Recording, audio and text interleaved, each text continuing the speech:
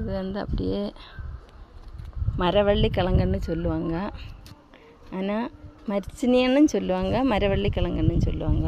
இது அப்படியே ரோஜா. இது எல்லாமே எங்கள் வீட்டு சுற்றி உள்ளது தான்.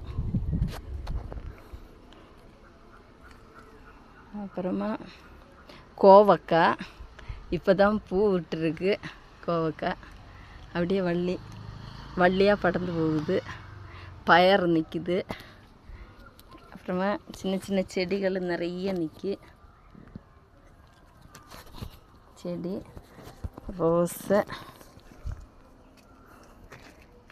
எல்லாமே ரோஜா. எப்பவுமே முல்லை, இதெல்லாம் முல்லை செடி.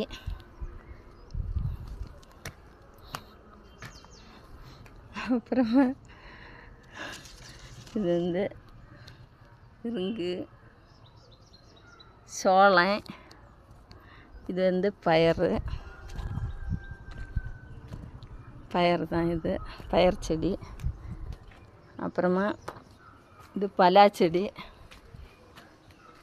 அப்புறமா இது கரும்பு.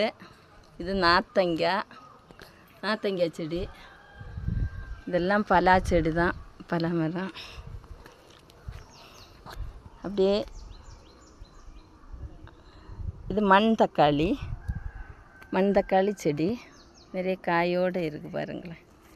நிறைய காயாக இருக்குது. பிள்ளைங்களுக்கு ரொம்ப பிடிக்கும் இது.